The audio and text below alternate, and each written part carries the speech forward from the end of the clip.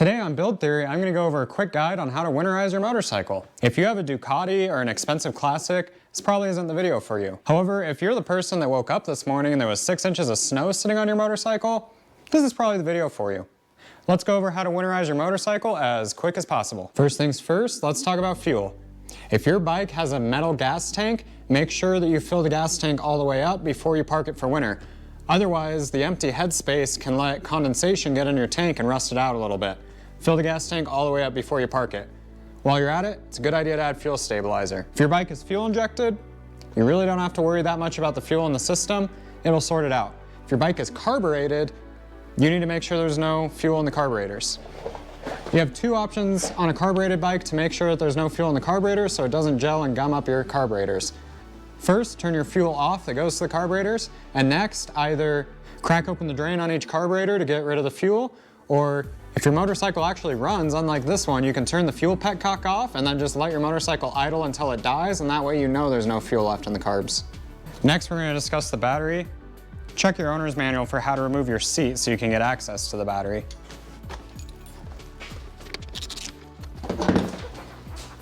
Now, if you don't want your seat to look like mine, consider storing this part inside during the winter.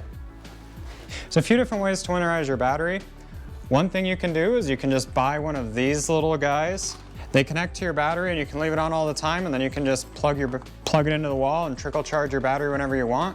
These are really nice even in summer for motorcycles that don't get ridden a lot. Link in the description. Alternatively, you can pull this battery out and store it inside on a trickle charger, but frankly, all you really need to do is just disconnect this so that it doesn't drain too quickly. And if you're only storing your bike for a few months, this will probably be fine. Just disconnect it.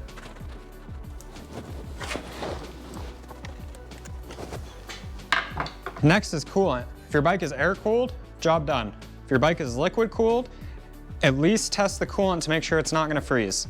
You can get one of these hydrometers, I'll link one below, and this will tell you how cold your coolant will go. If your coolant won't go cold enough as you expect it to be this winter, drain it or put the right combination of antifreeze and water in it. You can also get test strips that do the same thing and can tell you the pH and more information if you need it.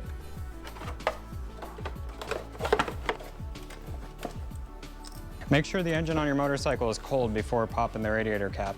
Basically maxed out, that's enough. Other things you can do would include giving it a nice wash so the dirt doesn't eat away at the paint while it's stored. And you can also use your good old friend Water Displacer 40 to make sure that shiny bits of metal don't rust. And the idea is that you want a light film of oil on that so that the water can't get to it. Never use any oil-based products on your brake rotors. These are going to rust. That's okay, it's just going to be surface rust. Just take it easy the first time you ride it, and your brakes will take the surface rust right off of those. Don't put anything on these. Things that you can do to keep the tires looking good, make sure there's actually air in them. If you have a center stand, at least use that. It's better to get it off of the weight of the bike. If you're really worried about flat spots, every so often you can go back and roll it back 6 inches or so to make sure that you're parked somewhere else on the tire. If you want to make sure that you avoid flat spots, throw a nice cover over it and you should be good. Now there's a million other things you could do to keep your bike nice, from fogging the cylinders to waxing the paint to waxing the chain. The point of this video was mostly just so that your bike is in the same condition when you get it out of winterized storage as it was when you put it in, and it's not meant for a show bike. If you have any other must-dos that you think that I missed, then go ahead and leave them in the comments. Otherwise, thank you for watching. I hope that was helpful, and I hope to see you next time.